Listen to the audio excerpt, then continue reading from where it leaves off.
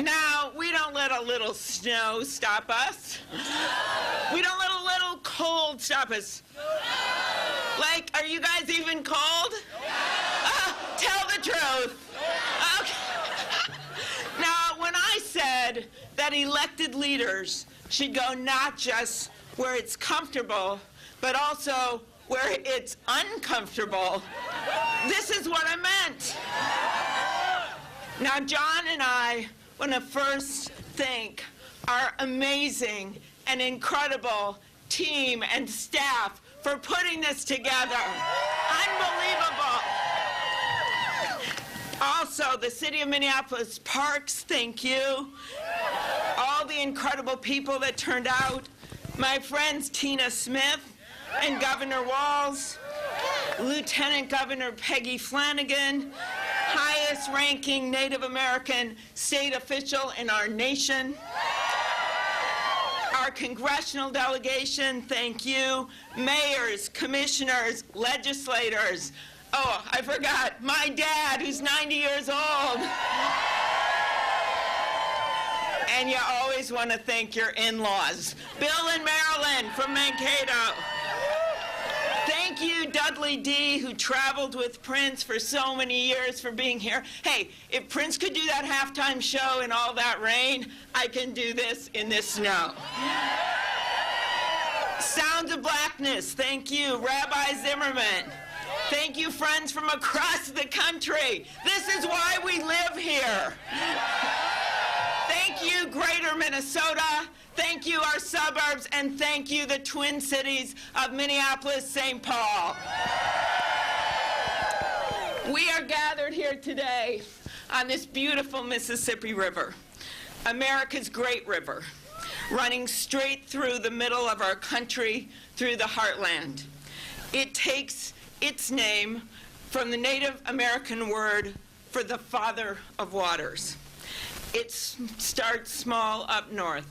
And like so many of you as a kid, I got the thrill of going up there and claiming that I jumped clear over the Mississippi River. It then gets wider as it flows down here to the Twin Cities and then to Wisconsin, where my mom was born, and then down to Iowa. A place where we in Minnesota like to go south for the winter. Or at least I do. And then to Illinois, a state that boasts a lot of extraordinary presidents, from Abraham Lincoln to Barack Obama. Then that river meanders down to St. Louis. Well, you'll find a big arch, a gateway that honors our country's pioneers. Onwards to Kentucky and Memphis, Tennessee, where Dr. Martin Luther King Jr. went one April day to join sanitation workers fighting for dignity, where he preached about the mountaintop and how he'd seen the promised land. And then to Arkansas and Mississippi, all the way down to New Orleans, where the spirit of resilience abounds. The Mississippi River, all our rivers, they connect us to one another, to our shared story. For this is how our country was founded, with patriots who saw more that united them than divided them. And this is how this city, the Mill City, and our country prospered, right along this river and our nation's railways and roads, grounded in the common belief that prosperity shared leads to better lives for all. And this is how we became the world's beacon of democracy, one in which everyone matters. We start in this place, where about a mile downriver on a beautiful summer day, a big bridge collapsed into this river. I said on that day that a bridge just shouldn't fall down in the middle of America.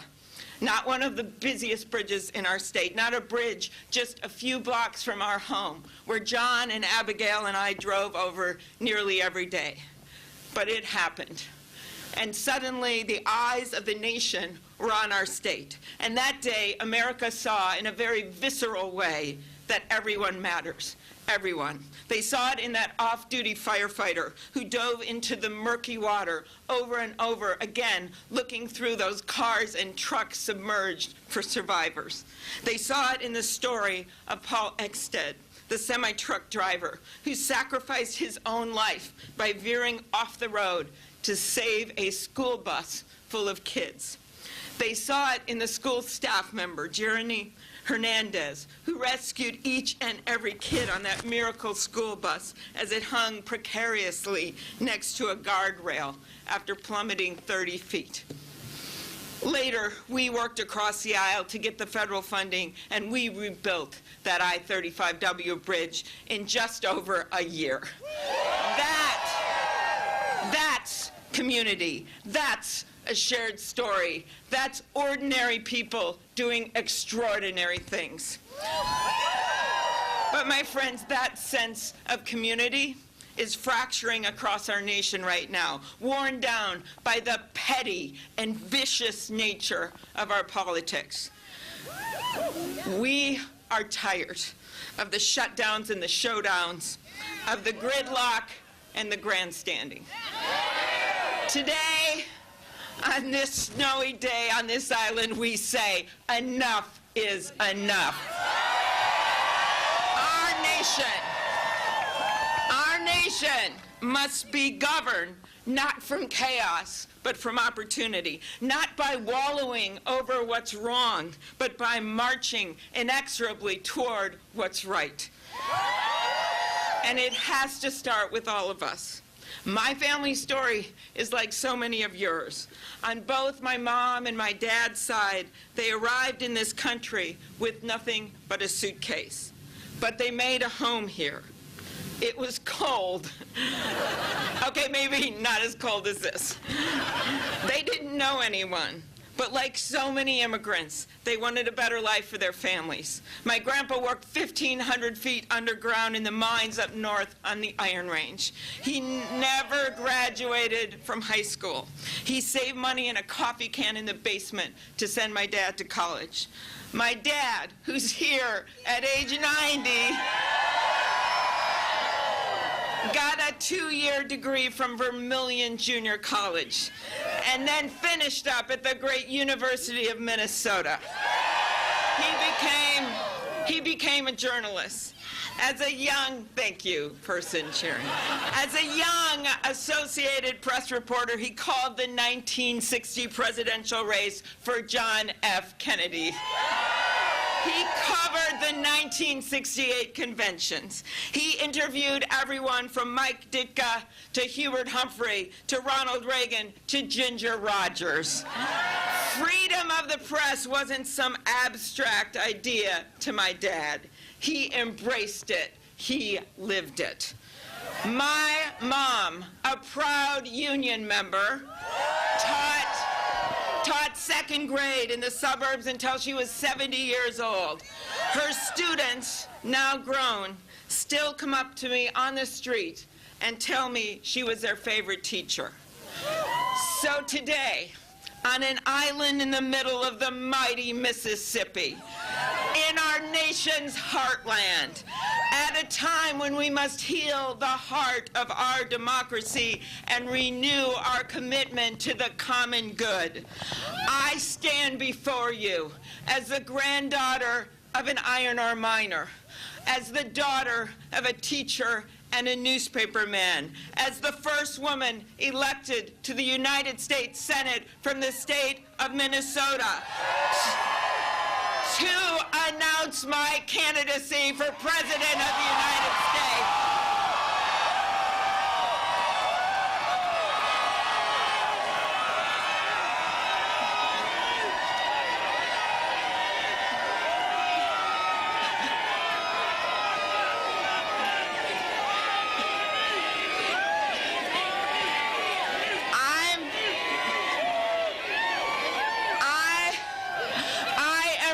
for this job for every person who wants their work recognized and rewarded. I am running for every parent who wants a better world for their kids.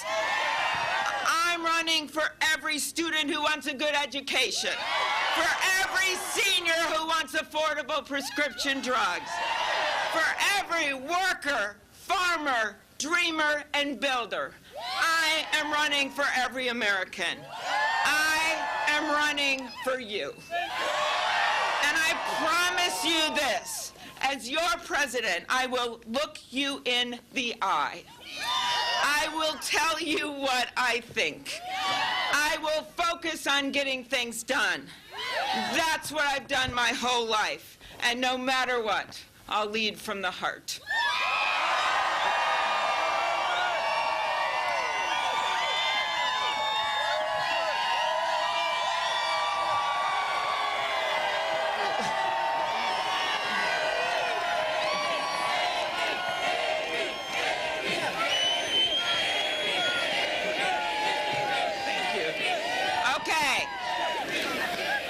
Let me be blunt. For too long, leaders in Washington have sat on the sidelines while others tried to figure out what to do about the changing economy and its impact on our lives. What to do about the disruptive nature of new technologies, income inequality, the political and geographic divides, the changing climate, the tumult in our world. For a moment, let's stop seeing those obstacles as obstacles on our path. Did we view the snow as an obstacle? No, we did not. Let's see those obstacles as our path. This is what I mean. There are insidious forces every day that are trying to make it harder for people to vote, trying to drown out our voices with big money. It is time to organize, time to galvanize, time to take back our democracy. It's time, America. Time to pass a constitutional amendment to overturn Citizens United and get the dark money out of our politics. It is time to stop discriminatory actions by restoring the Voting Rights Act. It is time to pass my bill to automatically register every young person to vote when they turn 18. You see, the obstacles that they're throwing at us with big money and limits on voting, they're obstacles, but they're also our path. They are how, as Paul Wellstone would tell us, they are how we organize. Here's another one, climate change. The people are on our side when it comes to climate change. Why? Because like you and I, they believe in science. That's why in the first 100 days of my administration, I will reinstate the Clean Power rules and the gas mileage standards and put forth sweeping legislation to invest in green jobs and infrastructure. And on day one, we will rejoin the International Climate Agreement. The obstacles, they are our path. Here's another challenge. Way too many politicians have their heads stuck in the sand when it comes to the digital revolution. Hey guys, it's not just coming, it's here. And if you don't know the difference between a hack and slack, it's time to pull off the digital highway.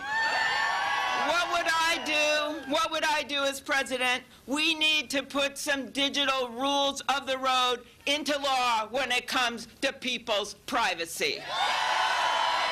For too long, the big tech companies have been telling you, don't worry, we've got your back. While your identities, in fact, are being stolen and your data is being mined. Our laws need to be as sophisticated as the people who are breaking them. We must revamp our nation's cybersecurity and guarantee net neutrality for all. And we need to end the digital divide by pledging to connect every household to the internet by 2022, and that means you, rural America. I mean, come on. If they can do it in Iceland, we can do it here. We need to train our workers today for the jobs of tomorrow and strengthen our economy by planning ahead. That means respecting and recognizing educational certifications and two-year degrees and making it easier for people to get them. And yes, that means comprehensive immigration reform. It is time, America. And by the way, we should close those tax loopholes designed by and for the wealthy and bring down our debt and make it easier for workers to afford child care, housing, and education. That is what I mean by shared prosperity. But we can't get there if people can't afford their health care. And that means getting to universal health care and bringing down the costs of prescription drugs. Last week, my guest to the State of the Union, who is here with us today, was Nicole Smith Holt. Nicole's son, Alec, a 26-year-old restaurant manager from the southern suburbs, aged off his parents' health insurance. 3 days short of his payday, Alec, a diabetic, wasn't able to afford his insulin. He tried rationing it to save money. It didn't work, and he died. This disgrace should never happen in the United States of America. Not with a simple drug that's been around for nearly a century. The obstacle to change? The big pharma companies think they own Washington. Well, they don't own me, and they don't own Nicole. We are teaming up to pass meaningful legislation, to bring in competitive, safe drugs from other countries, to stop big pharma's practice of paying off generic companies to keep their products off the market. We're going to harness the negotiating power of 43 million seniors. That's a lot of negotiating power. And lift the ban on negotiating cheaper prices under Medicare for prescription drugs. I have always believed in doing my job without fear or favor. That's what I do as a senator, and that's what I did as a prosecutor. And that means not only convicting the guilty, but protecting the innocent. That's why I have and why I will always continue to advocate for criminal justice reform. That's why, in a state where we all value hunting and fishing and the great outdoors, I am not afraid to join the vast majority of Americans, including many gun owners, to stand up to the gun lobby and put universal background checks and common sense gun legislation into law. It is time, America. And a safer world isn't just about what we do here at home. Even if you want to isolate yourself from the rest of the world won't let you. International problems come banging at your door just as opportunities come knocking. We need to stand strong and consistently with our allies. We need to be clear in our purpose. We must respect our frontline troops, diplomats, and intelligence officers who are there every day risking their lives for us. They deserve better than foreign policy by tweet. And one last obstacle that we must overcome to move forward together. Stop the fear-mongering and stop the hate. We may come come from different places. We may pray in different ways. We may look different and love different, but we all live in the same country of shared dreams. In Minnesota, we have the biggest Somali population in the country, and we are proud of that community. A few years ago, at the height of the angry rhetoric, a Somali-American family of 4 went out to dinner right here in Minnesota. This guy walked by, he looked down at them and said, "You 4 go home. You go home to where you came from." And the little girl looked up at her mom, and she said, "Mom, I don't want to go home. You said we could eat out for dinner tonight. I don't want to eat dinner at home." You think of the innocent words of that little girl. She only knows one home, and that's our state. She only knows one home, and that's the United States of America. Walt Whitman, the great American poet, once wrote these words: "I hear America singing the varied carols I hear." For Whitman, those were the songs of the mechanics, the carpenters, the masons, the shoemakers, and those carols are still being sung today. They are now also the songs of our sisters and brothers, a chorus of different faiths, races, creeds, and ways of life. E pluribus unum. Out of one, out of many, one. It is more than a motto, America. It is the North Star of our democracy. It is the North Star of our effort. I am asking you to join this campaign. It is a homegrown one. I don't know if you can even see our number because of the snow, but you can text Amy at 91990. I don't have a political machine. I don't come from money. But what I do have is this: I have grit. I have family, I have friends, I have neighbors, and I have all of you who are willing to come out in the middle of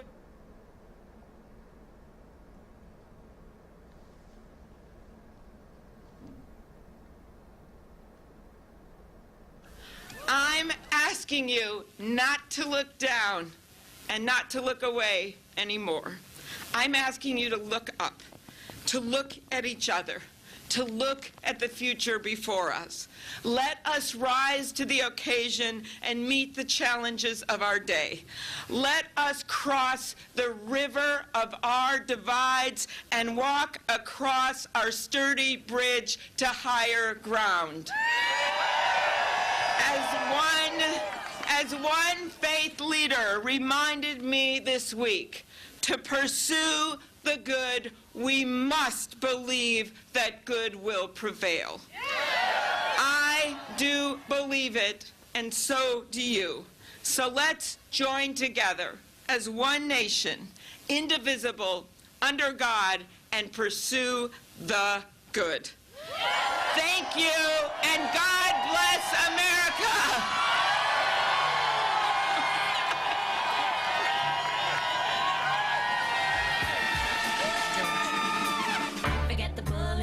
Shop, there's a China doll.